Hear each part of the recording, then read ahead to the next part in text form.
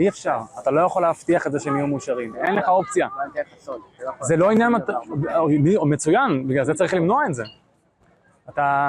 אתה הולך בשיחה הזאת לכיוון המטריאלי יותר מדי, אבל יש עוד המון אפיקים בחיים. אתה לא יכול להבטיח שהם יהיו מאושרים. וזה מה שמטריד אותי. שוב, המטריאלי זה כיוון אחד. מוסר לא צריך לעבוד במונחים לא מוסריים כמו אנושות או חברה או כלכלה.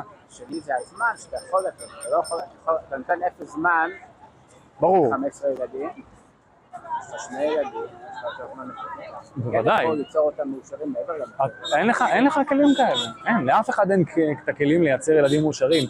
כי גם אם אתה תהיה אבא נהדר, מישהו יכול, מישהו אחר. ההורים שלך נתנו לך את החיים במתנה. ואם הייתי עובר איזשהו אירוע מאוד קשה שהיה הורס את החיים לכל החיים, הדברים האלה יכולים לקרות. אם הייתי עובר תאונה, או משהו כזה, או סובל מדיכאון, נטייה גנטית למחלה קשה, או שהייתה לי נטייה התמכרותית אישיותית, והייתי מתמכר לסמים, והחיים שלי יהיו זוועתיים.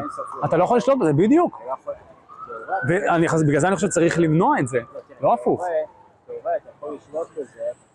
אתה לא יכול לשלוט בנטייה אישיותית מתמכרותית. זה גנטי. אין לך 100% שליטה, בייחוד שהילד נכון? אז אתה מסכים איתי שרבייה זה אימור על החיים של מישהו אחר? אתה בעצם מטיל סיכון לאומללות על מישהו אחר. אתה שם אותו מה שנקרא in harm's place, אתה שם אותו במקום מאוד פגיע. אתה לא נותן לו כלום, כי הוא לא רצה להתקיים לפני שהוא נולד. מתנות אפשר להחזיר, והחיים זה מה שאתה לא יכול להחזיר. אתה למשל לא שמח שההורים שלך הבאת. השאלה הזאת לא רלוונטית. כי אם לא הייתי קיים, ואז זה לא היה רלוונטי, לא הייתי יכול לשפוט האם החיים שלי הם ראויים או לא ראויים, וכיוון שלא הייתי. אני יכול להיות רק קיים, יש רק אופציה אחת, להיות קיים. אין לך אופציה לא להיות קיים. ולכן זה לא רפלקסיבי, אתה לא יכול להסתכל על הקיום שלך, שנייה. אתה לא יכול, מה שמחזק את הבעיה. אני לא בחרתי את ההחלטה החשובה ביותר בקיום שלי. זה לא משוגע בעיניך. אני חושב שצריך למנוע אותו. לא יכול להיות שאת ההחלטה הקריטית יותר בחיים שלי לא אני אקבל.